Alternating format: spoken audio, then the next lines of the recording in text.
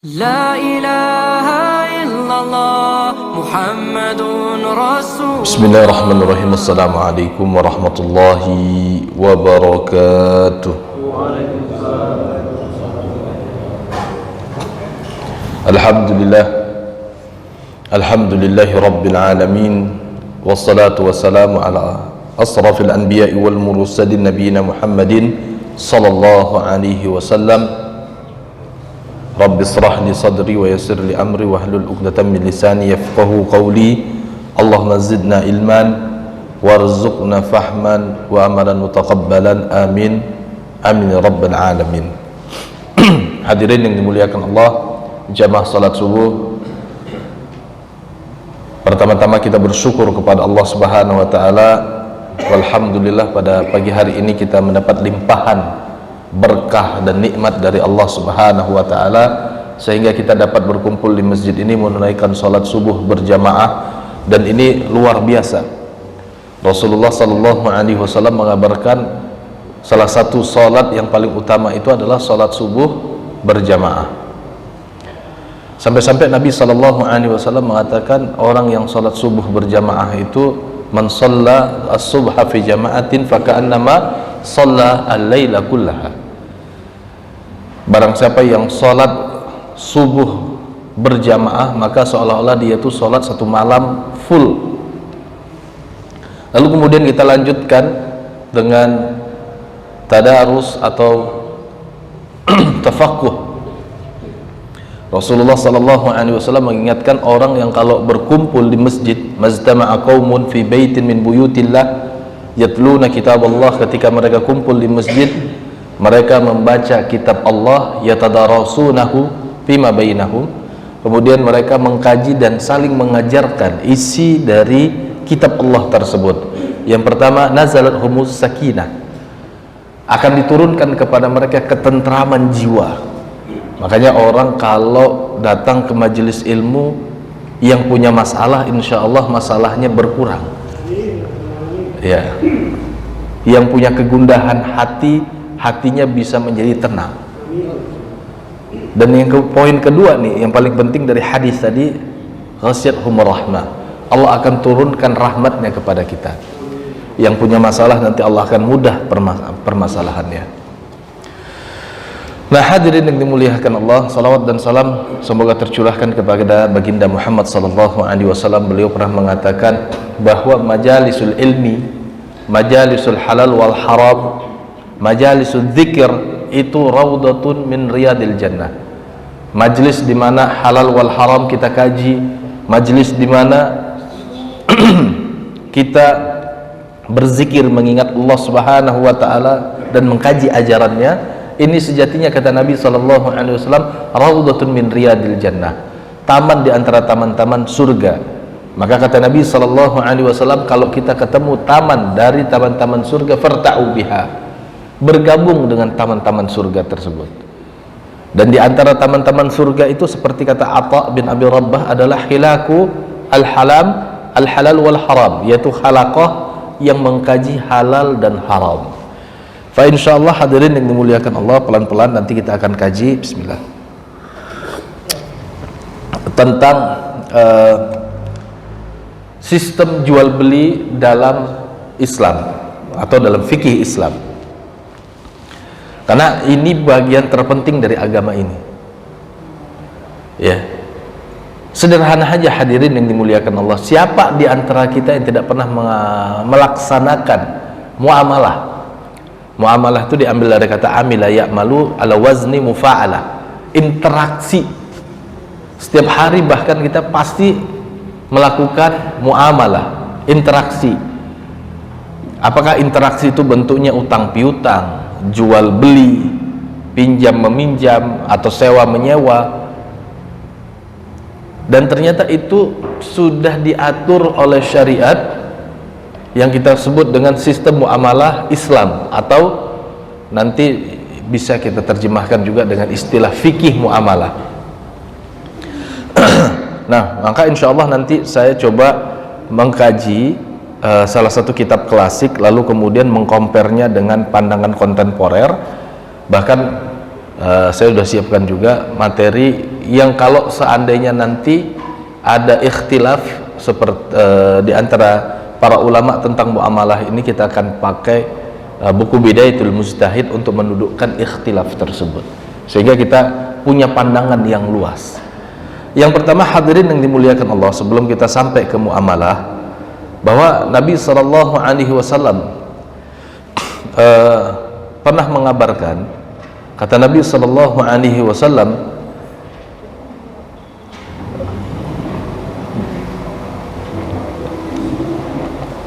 Nabi SAW pernah mengatakan begini, sayati zaman, akan tiba nanti suatu hari, atau dalam riwayat yang lain dikatakan la ya'ti 'alan nasi zamanun la yubali al mar'u ma akhadha minhu amin al halal amin min al haram.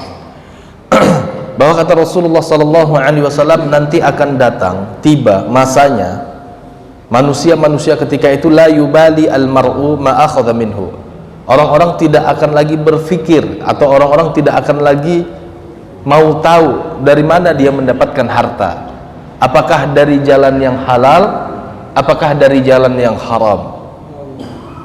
Dan kalau itu nanti tiba, hadirin yang dimuliakan Allah, dan kita nggak bisa, pertama bertahan, kedua bahkan membalikkan arus, maka pada saat itu, itulah titik terendah agama ini.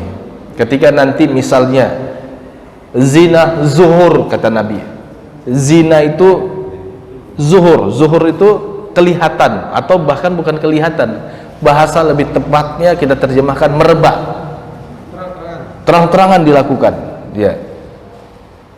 Dan kalau kita nggak bisa bertahan pada saat itu, dan justru tidak bisa membalikkan kondisi, maka itu adalah masa di mana agama ini di titik yang paling nadir, di titik yang paling terendah. Rasulullah SAW bahkan ketika itu zaman yusrabul khamr, khamr itu dianggap biasa, ditenggak di masyarakat. Kemarin ada berita heboh di Sulawesi, ada seorang anak minum minuman keras, minum khamr lah bahasa kita, kemudian main judi depan rumahnya. Selesai minum-minum, main judi, diantarkan temannya pulang ke rumah. Sampai di rumah dia mau pinjem cas HP adiknya perempuan. Anak ini usianya baru 17 tahun.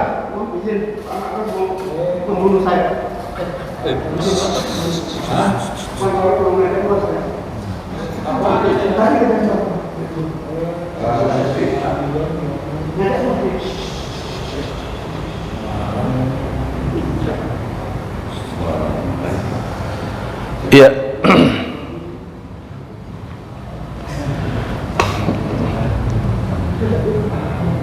Jadi si kakak ini atau si abang ini dalam kondisi mabuk, lalu kemudian minjem casan HP ke adiknya, dan adiknya ketika itu karena dalam kondisi setengah tidur begitu,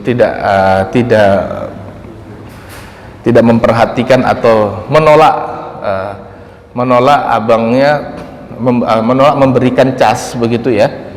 Lalu kemudian abangnya karena dalam posisi mabuk, emosi, lalu kemudian mukul adiknya. Pertama kali yang dia lakukan adalah ngambil toples lalu dipukulkan ke muka adiknya. Lalu kemudian sampai puncaknya itu ambil kunci motor, tusuk mata adiknya. Na'udzubillah ya nih. Jadi itu adalah zaman yang kalau memang itu terjadi, kata Rasulullah SAW, itu memang titik nadir agama ini, di mana kondisi agama ini seperti itu. Maksudnya orang-orang sudah tidak lagi iltizam, tidak lagi berpegang kepada agama ini. Wa na'udzubillah min dzalika. Maka kalau kita menghadapi kondisi seperti itu, kita mesti bertahan, lalu kemudian sebisa mungkin kita mendakwahkan, memperkuat orang-orang terdekat kita, keluarga dalam hal ini, kemudian juga memperkuat lingkungan kita. Karena terutama ini kan yang hadir di depan saya ini kan para ayah. Para ayah ini adalah orang yang paling tanda kutip bertanggung jawab. Nabi SAW mengingatkan kullukum ra'in wa kullukum mas'ulun an ra'iyatihi. Setiap kalian adalah pemimpin dan setiap kalian akan dimintai pertanggungjawaban atas apa yang kalian pimpin. Maka perubahan itu atau kemudian keistiqomahan itu dimulai dari ayah. Kalau ayah kemudian bisa istiqomah, nanti istiqomahnya itu ditularkan kepada anggota keluarganya. Kalau anggota keluarganya itu bisa bertahan menghadapi fitnah di akhir zaman ini, maka selanjutnya bisa melakukan perubahan ke lingkungan terkecil, yaitu lingkungan masyarakat, masjid misalnya, RT, RW. Nanti insya Allah masyarakat kita bisa menjadi masyarakat Islami, begitu. Karena hadirin yang dimuliakan Allah, kita kan sama-sama tahu nih kondisi hari ini, kondisi seperti yang digambarkan Rasulullah. Orang-orang sudah tidak berpikir lagi dari mana dia mendapatkan hartanya. Apakah yang dia dapatkan itu adalah sesuatu yang halal atau yang haram, ya. Maka dari sini hadirin yang dimuliakan Allah, pertama Rasulullah SAW mengatakan, Rasulullah SAW menceritakan, dan ini menjadi salah satu dasar kenapa muamalah ini menjadi penting. Kata Rasulullah SAW dalam hadis yang sahih, ada seseorang, rojulun yutilus safar. Perhatikan kata Nabi SAW, lelaki ini yutilus safar. Lelaki ini melakukan perjalanan jauh. As'asa akhbaro. Yang kedua, karena perjalanan yang jauh, dia as'asa. Dia itu sudah dalam posisi kusut dan berdebu. Rambutnya acak-acakan. Kemudian yang ketiga, di tengah perjalanan itu yamuddu yadaihi ilas sama. Dia bentangkan tangannya ke langit. Yang keempat, dia berdoa kepada Allah, ya Rab, ya Rab, ya Rab, ya Allah, ya Allah, ya Allah. Tapi kata Nabi SAW, ketika dia berdoa, fa'ana yustajabulah, doanya enggak dikabulkan. Bagaimana mungkin doanya akan dikabulkan, kata Rasulullah SAW. Mat'amuhu haramun, masrabuhu haramun, wa malbasuhu haramun. Yang dia makan haram, yang dia minum haram, bahkan yang ia kenakan pun haram. Padahal dia telah mengumpulkan sebab-sebab doa itu dikabulkan. Dia melakukan safar. Makanya Nabi SAW mengajarkan dalam sunnahnya, dalam ajarannya, kalau kita melakukan safar, kita memperbanyak zikir dan memperbanyak doa. Bukan hanya memperbanyak zikir mengingat Allah, tapi itu kesempatan kita tolabul masalah. Itu kesempatan waktu mustajab kita memohon kalau kita punya keinginan. Jadi bapak-bapak misalnya jamaah hadirin kalau melakukan perjalanan sebut ke Surabaya, itu waktu dan kondisi yang paling mustajab di antara sebab-sebab terkabulnya doa. Yang kedua, orang tersebut dalam kondisi yang bahasa bukan menghinakan, tapi kondisinya itu nggak mungkin dah Allah Subhanahu wa ta'ala tidak terenyuh ngelihat ada orang yang sudah as'asa akhbara, ya.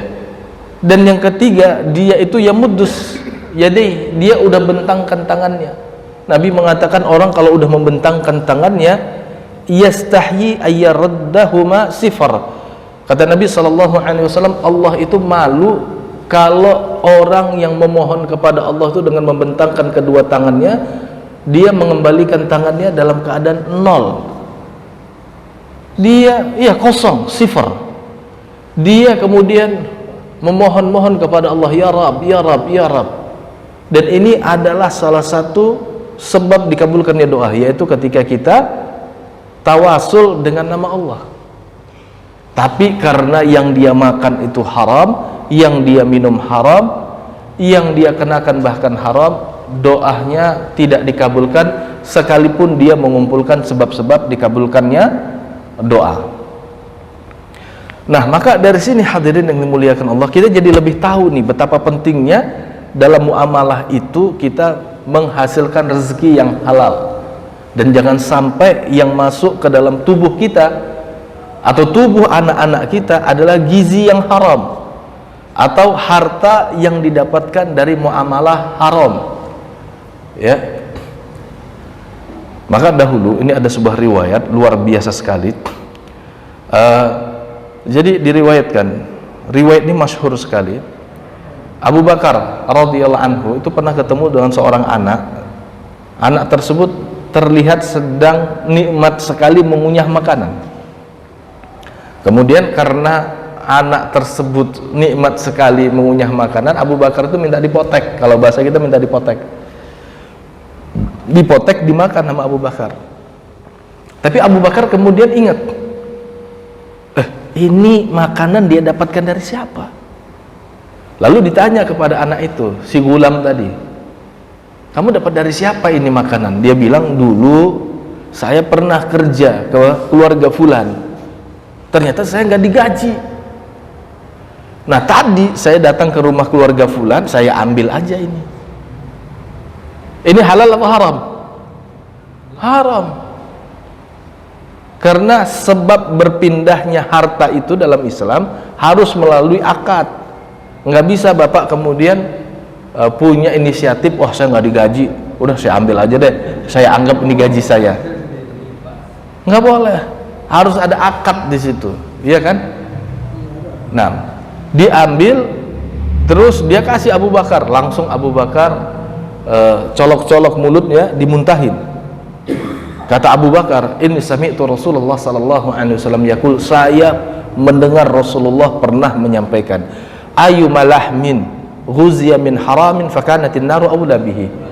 Daging yang tumbuh dari harta haram, maka nerakalah tempat kembalinya. Ini kan mengerikan, hadirin yang dimuliakan Allah. Sampai sahabat Nabi Abu Bakar itu karena tahu itu adalah benda haram, dia colok-colok mulutnya, dia muntahkan. Dia takut kalau ternyata yang tumbuh pada dirinya itu, yang mengalir pada darahnya itu adalah gizi haram, gitu. Maka kedua, dulu di zaman Khulafaur Rasyidin, di zaman Abu Bakar, Umar, Utsman, Ali, bahkan diteruskan dalam sistem pasar Islam, bahwa yang nggak ngerti fikih muamalah nggak boleh dagang di pasar. Sekali lagi, yang nggak ngerti fikih muamalah itu tidak diperkenankan berdagang di pasar kaum muslimin, karena nanti pasarnya nggak stabil, Pak. Iya kan? Pasarnya nggak stabil, terlalu banyak create gitu. Kayak pasar kita hari ini, tiba-tiba telur nggak ada, padahal produksi telur berjalan terus. Oh ternyata para pelaku pasar, entah apalah namanya, entah tengkulak, bandar, apalagi, pingin menekan harga dengan cara menghilangkan komoditi tertentu agar naik harganya, nanti pas dijual harganya cocok dengan dia, begitu. Ini kan zalim namanya.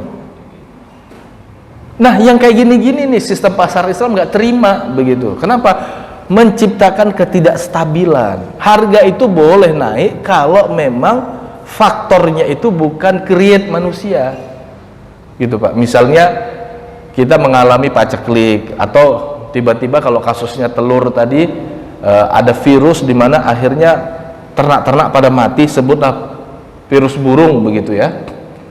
Ternak-ternak pada mati, kemudian ayam-ayam petelur tidak bisa menghasilkan atau tidak memproduksi telur dalam jumlah yang mencukupi, sehingga ada kelangkaan barang, sementara demand tetap naik, permintaan di pasar tetap naik, suplainya kurang, naik harganya. Ini wajar nggak? Wajar. Kenapa? Faktor alam, faktor di luar create manusia. Atau tadi paceklik, sehingga produksi produksi pangan itu menurun, sayur-mayur suplainya ke pasar menurun, begitu, karena paceklik panjang, harga naik. Diperkenankan nggak? Diperkenankan kalau itu di luar kontrol atau create manusia, gitu. Maka hadirin yang dimuliakan Allah, Ali bin Abi Thalib pernah mengatakan, man ittajar qabla yatafaqaha fid din faqad irtatama fir riba sumartatama. Orang kalau dia itu berdagang di pasar dan dia belum mempelajari fikih muamalah, nggak bisa enggak pasti jatuh ke dalam riba, nggak bisa enggak pasti muamalahnya itu muamalah haram, gitu. Karena dia nggak ngerti tuh nilai-nilai atau aturan-aturan dalam fikih muamalah gitu. Oke, saya tidak mau berpanjang kalam dalam mukaddimah. Oke, udah satu frekuensi Pak ya, pentingnya ya. Makanya nanti Pak, Ibnu Taimiyah rahimahullahu ta'ala punya buku tipis, tapi buku ini kemudian jadi salah satu dasar riset dan disertasinya kalau nggak salah tuh Profesor Munzir Kahaf, yaitu atau selain Profesor Munzir Kahaf, tapi saya pernah lihat disertasi itu menceritakan sistem pasar Islam yang diambil dari pandangan Ibnu Taimiyah rahimahullah, di mana Ibnu Taimiyah ketika itu mengumpulkan berbagai riwayat menceritakan sistem pasar Islam. Di antara aturan dalam sistem pasar Islam itu, di pasar Islam ternyata Bapak-bapak ada semacam apa ya, kalau di kita ini kayak Satpol PP lah, tapi untuk pasar gitu ya, namanya hisbah. Nanti hisbah itu yang kemudian menguji para pedagang, di antaranya adalah apakah para pedagang itu ketika dagang mereka jujur atau enggak. Kalau enggak jujur, maka nanti akan dikenakan penalti, dan penaltinya itu berupa enggak boleh berdagang di pasar-pasar kaum muslimin. Dan menariknya, sistem pasar inilah yang merubuhkan sistem pasar Yahudi. Karena dahulu Yahudi itu punya aturan-aturan di pasar mereka, yang aturan-aturan itu sebenarnya merugikan konsumen, begitu. Jadi sebelum kedatangan Rasulullah SAW, sebenarnya di Madinah kan sudah ada pasar-pasar Yahudi ya. Kan ada beberapa Yahudi di situ, Bani Qainuqa, Bani Nadir, dan yang lain-lain. Begitu Rasulullah SAW datang, ternyata ini ya poin pentingnya, bukan hanya bangun masjid, tapi juga bangun pasar. Nah ini juga jadi perhatian penting ya Pak ya. Jadi jangan sampai kita soleh di masjid, jahat di pasar. Nah, justru kita itu diuji bagaimana kita soleh di masjid juga soleh di muamalah. Soleh di masjid, tapi kalau kerja ya profesional dan tidak korup misalnya. Jangan sampai ternyata ahlu zikir di masjid terkenal, tapi kalau udah cerita proyekan, kalau udah cerita yang kayak gitu-gituan, lupa ahlu zikirnya gitu ya, rebutan, sangu begitu. Apalagi kalau kemudian ngambil donor-donor dari negara-negara yang negara-negara itu jelas-jelas memusuhi Islam. Misalnya ngambil proyek moderasi ke Israel gitu kan kita risk, hati kita tuh kan nggak bisa terima begitu kalau ada seorang kiai ngambil proyekan-proyekan moderasi sampai ke Israel begitu, pada saat yang sama Israel itu sedang melakukan genosida kepada bangsa Palestina, khususnya kepada kaum muslimin ya. Maka oleh karena itu hadirin yang dimuliakan Allah, ini mantap sekali ya. Umar bin Khattab punya kebijakan, kata Umar, la yabi'anna fi aswaqina hadza qaumun lam yatafaqahu fid din wa lam yufu al-kaila wal mizan. Enggak boleh berjualan di pasar kami orang yang tidak mengetahui fikih muamalah atau lam yatafaqahu fid din, enggak ngerti sistem pasar, sistem jual beli Islam. Walam yufu al-kaila wal mizan, dan enggak boleh berdagang di pasar kami orang yang tidak menunaikan timbangan dan takaran.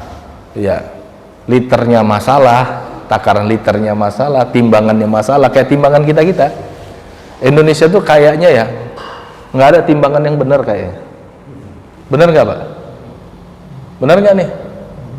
Saya pernah beli timbangan, ternyata untuk apa namanya acara Idul Adha, ternyata itu udah disetting menguntungkan penjual begitu. Padahal ayatnya jelas banget, wailul lil mutaffifin alladzina idza iktalu an-nas 'alan nasi yastawfun. Suratnya surah Al-Mutaffifin, yaitu celaan kepada kaum yang kalau dia beli, kalau dia jualan dia nipu, kalau dia beli pingin menang begitu. Nah, oke, selanjutnya hadirin yang dimuliakan Allah, kita masuk ke kitab.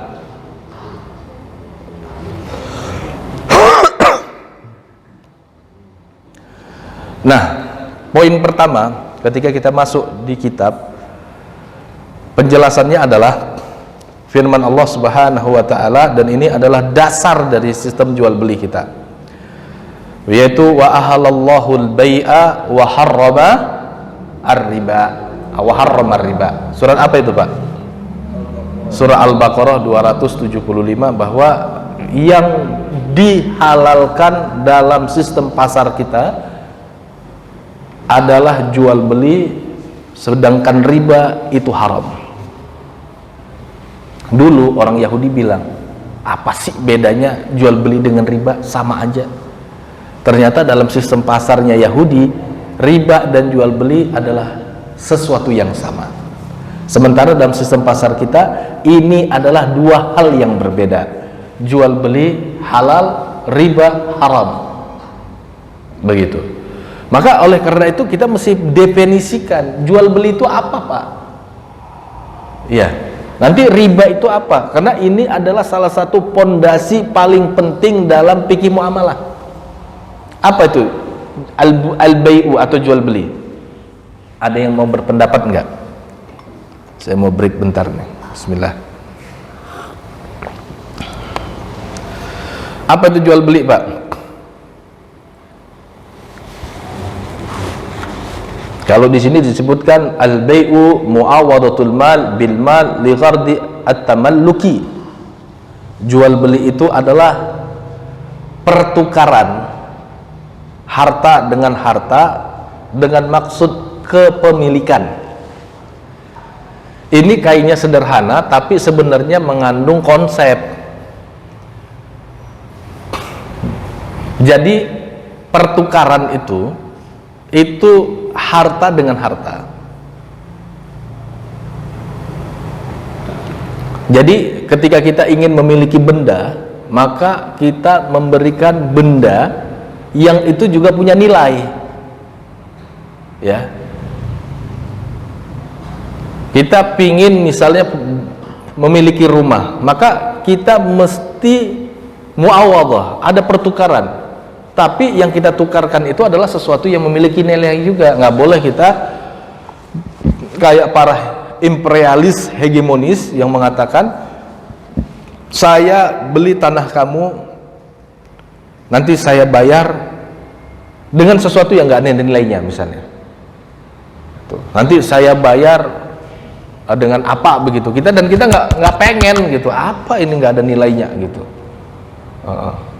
Misalnya dengan odot gitu, sementara kita nggak butuh odot gitu, tapi dia bilang pokoknya kamu beli, nggak mau, saya nggak mau tahu tuh. Ini namanya nanti disebut dengan akad iz'an, akad keterpaksaan.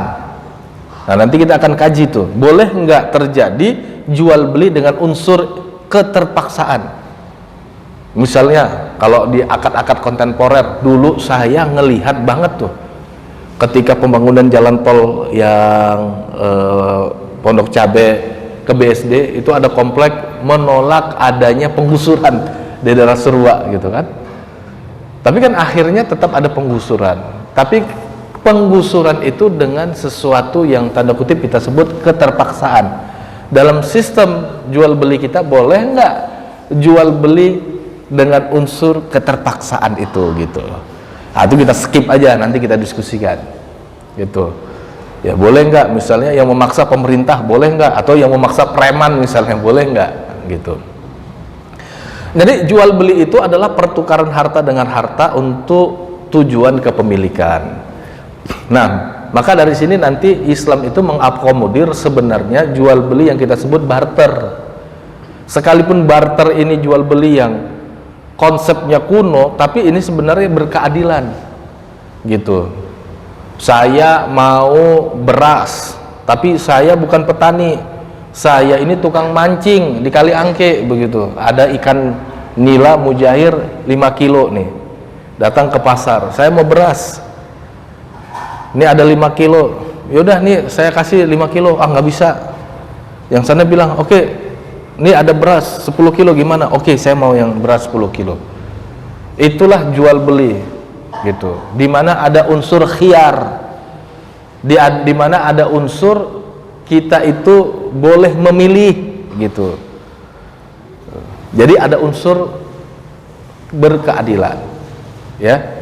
Sampai kemudian hadirin yang dimuliakan Allah, kita mengenal sistem alat tukar yang kita sebut dengan uang atau duit, bahasa Belandanya. Duit itu kan diambil dari kata Belanda, ya. Lalu kemudian sistem transaksi itu diwakili oleh pihak ketiga atau benda ketiga yang disebut dengan uang, dan itu masih diakomodir.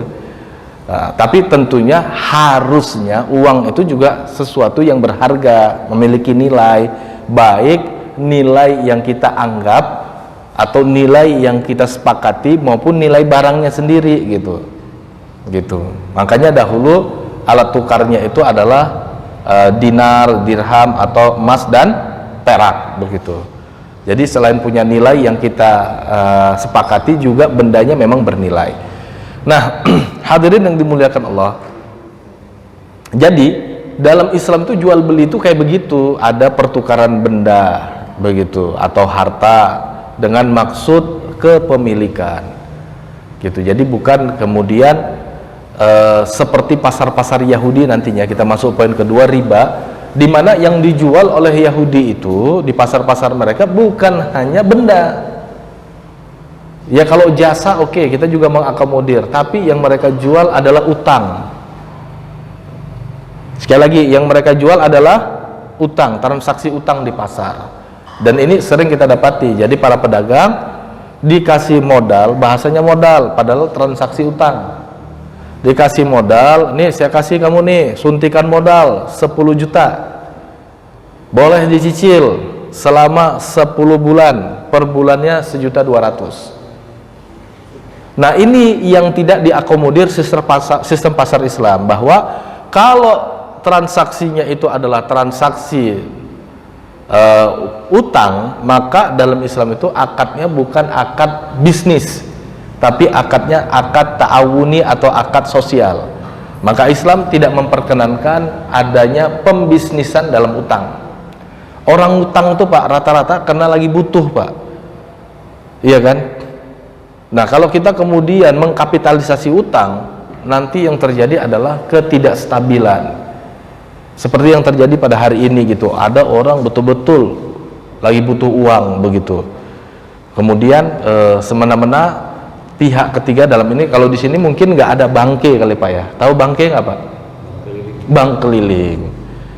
Nah, tapi di masyarakat kita, di sekitar kita ini bangke luar biasa. Gitu, bank keliling itu luar biasa. Datang ke ibu-ibu, begitu, menawarkan utang piutang, begitu, atau transaksi utang piutang. Kemudian ibu-ibu terjerat. Bapak tahu nggak, ketika saya diminta untuk edukasi, waktu itu kerjasama juga dengan pemerintahan desa, ada seorang ibu terjerat 7 bangke. Ada yang pengen bunuh diri Pak, udah nggak sanggup lagi, ribut mulu sama suami, tengkar, bahkan ada yang cerai. Aduh, saya waktu jadi dai yang keliling begitu stres ya Pak. Walaupun tanda kutip salarinya cukup kuat, saya bertahan 3 bulan aja. Tiap hari ketemu masalah luar biasa. Bukan fisik saya yang capek Pak, mental saya Pak capek. Gitu. Ternyata masyarakat kita ini darurat riba. Di sini di masjid adem, enak. Begitu kita mendengar realita terjerat riba itu, aduh, shock dan kena mental saya, gitu. Ada yang tadi saya katakan, ada ibu yang udahlah saya mati aja lah, gitu. Dia bingung untuk bisa menyelesaikan jeratan-jeratan riba tadi, begitu. Yaitu tadi. Tapi bagi Yahudi dan sistem pasar Yahudi, orang lagi butuh-butuhnya uang lalu kemudian dikapitalisasi, itu adalah bisnis yang paling menguntungkan. Makanya di Indonesia ini bisnis yang paling menguntungkan salah satunya rumah sakit. Orang lagi sakit-sakit, ditakut-takutin, begitu kan, mau nggak mau harus melakukan tindakan tertentu, dan itu mahal, dan dia nggak punya opsional lain kecuali itu, gitu ya. Maka dari ini hadirin yang dimuliakan Allah, bukan tanda kutip saya anti operasi, tapi operasi itu atau yang sejenisnya itu mesti untuk unsur kemaslahatan bersama, terutama pasien, gitu. Nah, ini juga nanti yang membedakan konsep dagang dalam Islam, karena konsep dagang dalam Islam nanti kalau bapak-bapak lihat ayat-ayat tentang dagang ya, itu pasti ujung-ujungnya la'allakum tuflihun, mudah-mudahan kalian beruntung di dunia, beruntung di akhirat. itulah sebabnya hadirin yang dimuliakan Allah, kenapa dalam masa-masa sistem ekonomi Islam ini berjalan, bisa dikatakan ketika itu angka kemiskinan sampai pada tingkat 0 gitu. Dan itu kan terbukti di era buku-buku sejarah, sebagai fakta sejarah. Misalnya di era kepemimpinan Umar bin Abdul Aziz, ketika lembaga zakat itu atau yang diwakili Baitul Mal kesulitan untuk distribusi zakat. Siapa nih yang membutuhkan dana zakat begitu? 8 asnaf itu nggak ketemu, Pak. Para penghutang itu nggak ketemu, orang miskin itu nggak ketemu, orang fakir itu nggak ketemu. Karena ada 2 faktor. Pertama, stabilitas ekonomi begitu. Jadi yang kaya silahkan kaya, tapi dengan cara yang benar. Bukan seperti yang terjadi di era kita ini, di mana orang kaya itu makin kaya dengan jeratan-jeratan ekonomi yang tadi kita sebut berbasis ribawi. Di era kita ini, yang punya modal makin kaya, yang nggak punya modal akan kesulitan untuk sampai kepada titik kaya. Karena mau usaha apa aja, kita harus punya akses modal hari ini, ya kan? Apalagi sistem pasar kita hari ini besar modal di awal begitu, wis ngebus imbusnya gede-gedean begitu kan. Mau bangun perumahan, kalau cuma modal 100 miliar pasti nggak bisa begitu. Nah, maka yang punya akses dengan modal dan pasar modal pasti dia bisa kaya. Yang enggak ya udah nggak akan naik gitu. Paham Pak maksud saya, Pak? Ya. Nah, kalau di dalam sistem pasar Islam kan nggak seperti itu, atau sistem ekonomi Islam kan nggak begitu gitu. Jadi di mana masyarakat kelas bawah itu punya kesempatan untuk dari mustahik ke muzaki begitu. Nah, maka hadirin yang dimuliakan Allah, dari sini saya ingin sampaikan, beginilah sistem pasar Islam. Jadi yang boleh jual beli riba haram, dan tujuan dari transaksi jual beli adalah keberuntungan dunia dan akhirat. Maka dalam Islam, hadirin yang dimuliakan Allah, salah satu bentuk jual beli pada masa itu yang dilarang adalah jual beli kalau bahasa Rasulullah sallallahu alaihi wasallam, la tabi ma laisa indak. Kamu jangan melakukan transaksi jual beli sesuatu yang kamu tidak miliki. Karena dahulu hadirin yang dimuliakan Allah, di sini disebutkan yushtarat li sihatil bai' ayyakuna al-mabi' mamlukan li ba'ihi aw ma'dzunan lahu fihi. Disyaratkan untuk sahnya jual beli itu adalah penjual harus memiliki barang yang akan dijual atau mendapatkan izin dari produsen untuk menjual ke konsumen. Karena dahulu di dalam sistem pasar orang-orang Arab jahiliyah, banyak orang-orang atau pelaku pasar itu modal ngecap doang, Pak. Jadi melakukan penawaran, dia belum punya barangnya, pokoknya udah tebar aja tuh penawaran. Nanti begitu ada yang kejaring baru dicari barangnya. Kalau dalam sistem pasar kita kan hari ini begitu, modal booster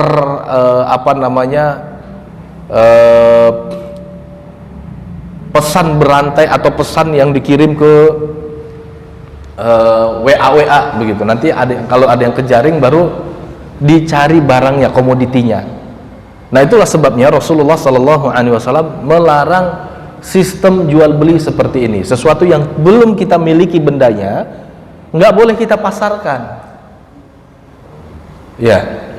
Atau misalnya kalau dalam transaksi jual beli hari ini ada tender pengadaan, kita bukan produsen, tapi kita ikut aja tuh tender. Begitu harga kita cocok dan kemudian ada penunjukan kepada kita, baru dicari tuh barang, gitu, pengadaan. Ini yang dimaksud Rasulullah sallallahu alaihi wasallam, la tabi'u ma la tamlik. Kamu jangan jual beli atau jangan kamu jual sesuatu yang kamu tidak miliki. Ya, atau dalam riwayat yang lain, ma laisa indak. Sesuatu yang kamu belum pegang tuh. Sesuatu yang kamu tidak miliki, nggak boleh dijual begitu. Ya. Nggak tahu nih, dulu di zaman jahiliyah transaksi seperti ini banyak. Di zaman kita ini apakah masih jahiliyah atau setengah jahiliyah, seperempat jahiliyah, atau justru 2 kali jahiliyahnya? Nah, 2 kali ya. Oh gitu, Masya Allah kalau gitu. Iya, karena begini, perhatikan Pak ya. Dulu riba jahiliyah, ada istilah riba jahiliyah. Riba jahiliyah itu kalau Ibnul Qayyim menceritakan begini. Riba jahiliyah itu ada orang ngutang ke pihak kedua. Nah, kemudian pihak kedua mengatakan nanti kalau sudah jatuh tempo kamu nggak bisa bayar, maka ada riba, maka ada pertumbuhan dari hutang tersebut. Begitu jatuh tempo nggak bisa bayar, baru ada tuh apa namanya tuh, kalau di taksi itu apa tuh, argonya baru jalan gitu. Tapi kalau ternyata sebelum jatuh tempo kita udah bisa menyelesaikan utang kita, argonya nggak jalan. Kalau kita ngutang ke bank Pak, mulai hari pertama argonya jalan nggak? Langsung jalan Pak. Ya Bapak kan ya apa begitulah gitu ya, seperti KPR kita gitu kan. KPR kita kan begitu. Nah, makanya nanti mungkin kita bisa diskusikan apa bedanya KPR syariah dengan KPR yang kita jalani. Tapi intinya di KPR kita itu, begitu kita minjem uang ke bank untuk pembiayaan rumah kita, maka di situ langsung ada pertumbuhan dengan persentase gitu, ya kan? Gitu. Misalnya bunganya 2% atau 3% dan selanjutnya. Itu cicilan sekian persen, itu bunganya sekian persen, itu berlangsung misalnya 10, 15 sampai 25 tahun. Maka ini yang saya katakan, dulu di zaman jahiliyah, riba jahiliyah yang ditentang tuh kayak begitu. Jatuh tempo nggak bisa bayar, baru ada pertumbuhan. Kalau di kita sekarang mulai hari pertama sudah ada pertumbuhan, argonya mulai jalan gitu. Nah, maka dari sini hadirin yang dimuliakan Allah, jadi kita mulai tahu nih ya. Tapi sebenarnya sistem jual beli yang tadi itu boleh, sekali lagi saya katakan boleh Pak kita melakukan penawaran kalau akad jual belinya itu disebut dengan akad taukil. Akad taukil itu akad wakalah atau pewakilan. Akad pewakilan, jadi diwakilkan. Saya produsen nih, perhatikan, saya produsen. Saya nih produsen, nggak bisa langsung akses pasar, atau ilmu saya untuk ke penawaran pasar itu terbatas karena saya lagi sibuk dengan produksi. Maka saya melakukan kontrak dengan pihak kedua yang saya sebut distributor gitu. Maka sisi distributor ini boleh mewakili saya melakukan penawaran dan bahkan penjualan begitu. Ya, karena sudah ada akad taukil, sudah ada kontrak di mana saya mewakilkan penjualan produksi saya kepada distributor. Tapi kalau tidak ada akad taukil atau yang disebut dalam kitab itu ma'zunan lahu fihi, tidak ada izin, nggak boleh. Hanya kena modal kenal gitu kan, saya produsen, misalnya saya produsen celana begitu. Ada pihak Bapak Fulan begitu. Bapak Fulan ini main di pasar Tanah Abang begitu kan, nawarin dari toko ke toko, dia belum ada kerjasama dengan saya, satu. Kedua, dia belum tahu harga pokok yang saya rilis gitu. Udah aja dia melakukan penawaran. Begitu ada beberapa orang terjaring baru dia datang, ada nggak barang ini? Iya kalau ada, kalau nggak itu satu. Kedua, masuk nggak, harganya sekian? Nggak bisa, saya HPP-nya sekian, saya jual sekian. Yang kayak gini kan menghasilkan sesuatu yang disebut dengan goror, ketidakjelasan, dan pada saat yang sama menimbulkan doror, menimbulkan kerugian gitu. Maka dalam sistem pasar Islam itu nggak bisa begitu. Yang harus dilakukan adalah dengan unsur atau akad yang sifatnya terbuka gitu dan saling menguntungkan. Begitu Pak. Gitu. Oke, ini saya percepat ya. Nanti saya nggak tahu, mungkin ada banyak pertanyaan. Saya ambil satu contoh lagi dari kitab yang berasalkan dari hadis Nabi SAW. Saya pikir memang harus banyak tanya jawab nih kalau Kitabul Bai' ya. Nah, satu lagi hadirin yang dimuliakan Allah, saya ambil hadis aja ya, karena ini penting nih. Ada hadis penjelasannya begini dari para ulama itu. Yakni mala tamlik li'annahu dzakarahu jawaban law hinna sa'alahu ayyabi'a syai'a summa yamdi wa yashtarih wa yusallimahu wal ittifaqina ala sihhatil bai'i malihi al-ghaib anhu ولأنه عقد ما لا يقدر على تسليمه أصبح بيع الطير في الهواء وعنه يصح ويقف على إجازة المالك لما روي أو لما روى أروة بن جعد الباركي أن النبي صلى الله عليه وسلم أعطاه دينارا ليشتري به شاه فاشترى به شاتين ثم باع إحداهما بدينار في الطريق قال فأتيت النبي صلى الله عليه وسلم بدينار وشاه وأخبرته فقال بارك الله لك في صفقة يمينك رواه الأثرم وابن Majah. Jadi begini Pak, ada keterangan begini. Saya ambil hadisnya saja ya. Diriwayatkan Urwah ibnul Ja'ad al-Bariki bahwa dia pernah mendapatkan izin dari Rasulullah, atau dia disuruh oleh Rasulullah memberikan dia satu dinar untuk membeli 1 ekor kambing sebenarnya. Karena Urwah ibnul Ja'ad al-Bariki memiliki keterampilan dalam jual beli kambing, maka ketika dia sampai di pasar, dia berhasil melakukan penawaran dapat 2 kambing. Boleh nggak amanahnya beli 1 kambing tapi dia beli 2 kambing? Kita katakan boleh kalau dapat izin dari sahibul mal, dia mewakili sahibul mal. Nah, pashtara bihi syataini, maka dia beli 2 ekor kambing. Kemudian summa ba'a ihdahuma bidinarin fit tariq, kemudian ketika dia dalam perjalanan, dia berhasil melakukan penawaran. Dia tawarkan ke orang, dia jual tuh 1 ekor kambing dengan 1 dinar. Jadi udah dapat 1 ekor kambing, dapat 1 dinar pula begitu. Kemudian dia datang sampai kepada Nabi SAW, dia sampaikan, Pak akhbartuhu, kata dia, saya kabarkan kepada Nabi bahwa ini ada 1 dinar dan 1 ekor kambing. Maka Nabi mengatakan, semoga Allah Subhanahu wa taala memberkahi safqat yaminika, jual belimu. Maka dari hadis ini yang ingin saya sampaikan adalah, kalau kita mendapatkan izin dari sahibul mal untuk kemudian menjalankan amanah tersebut, ya, ini beli nih, ini namanya akad taukil, akad pewakilan. Oke, kita beli, maka kemudian kita bertindak mewakili sahibul mal. Lalu kemudian kita beli tuh, tadinya ekspektasi harga 1 dinar itu cuma dapat 1 ekor kambing, ternyata dapat 2 ekor kambing. Boleh karena kita bertindak mewakili sahibul mal, dan sahibul mal itu sudah mempercayakan kepada kita. Begitu di jalan kita berhasil melakukan penawaran, kita jual tuh 1 ekor kambing. Sampai kita kepada sahibul mal, kita ceritakan dengan jujur. Jangan kemudian kita bilang ini 1 ekor kambingnya. Jujur aja, ini 1 ekor kambing dan ini 1 dinar. Nah, nanti kalau sahibul mal bilang oke, kita bagi 2, kita bagi 2 begitu. Oke, hadirin yang dimuliakan Allah, tentunya pertemuan tentang al-bay atau sistem jual beli Islam itu nggak mungkin sekali 2 kali. Nanti kita akan lanjutkan pada pertemuan selanjutnya. Ingatkan saya, karena nanti akan kita kupas tuh beberapa jual beli di masyarakat jahiliyah. Karena gini, sederhananya Pak, tadi kita katakan kita mulai dari memperbaiki keluarga. Salah satu cara memperbaiki keluarga itu adalah memperbaiki pasar. Karena dari pasar itulah konsumsi keluarga kita mengalir.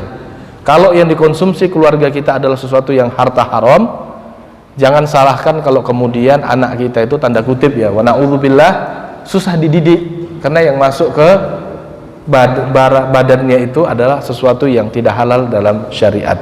Oke, ini saja saya kembalikan ke moderator. Terima kasih. Barangkali ada yang mau ditanyakan?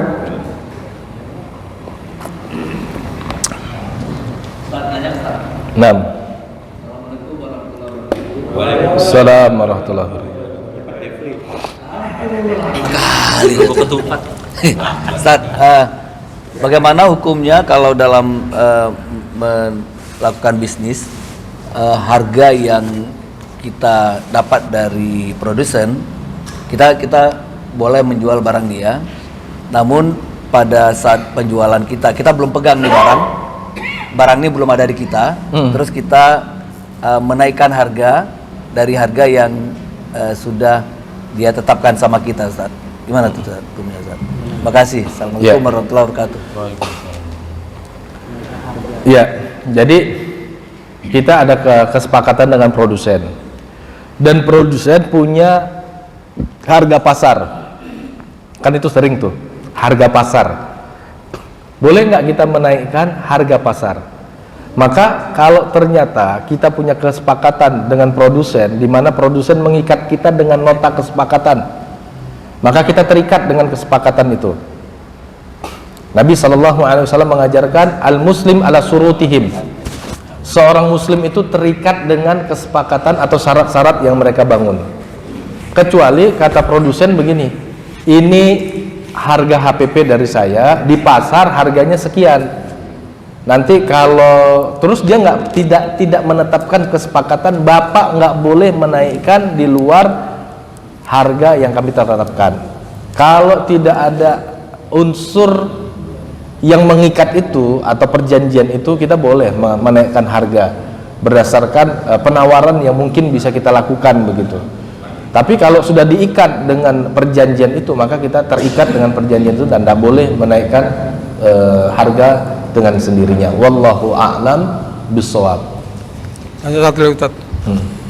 Ya, tadi disampaikan bahwasanya pembukaan tadi di mukadimah tadi, bahwasanya Nabi Muhammad menyampaikan dengan adanya suatu kaitannya dengan zaman. Nah, sampai saat ini nih, kalau saya perhatikan itu zaman itu makin menurun atau makin menurun. Bahkan bisa dikatakan juga, bisa terlihat juga barometernya mulai, misalnya ini khususnya Indonesia, bicara Indonesia, mulai dari presiden pertama sampai sekarang ini merosot terus, nggak ada naiknya, turun terus dikit. Yang merosot apanya nih Pak? Ekonomi, pendidikan, akhlak? Ya, secara keseluruhan, akhlak maupun ini. Nah, terkait dengan istilahnya di zaman terus. Pertanyaan saya, adakah kapan nih kira-kira untuk menjadi kejayaan Islam? Terima kasih. Assalamualaikum warahmatullahi wabarakatuh. Ya, kejayaan atau kebangkitan Islam itu pasti.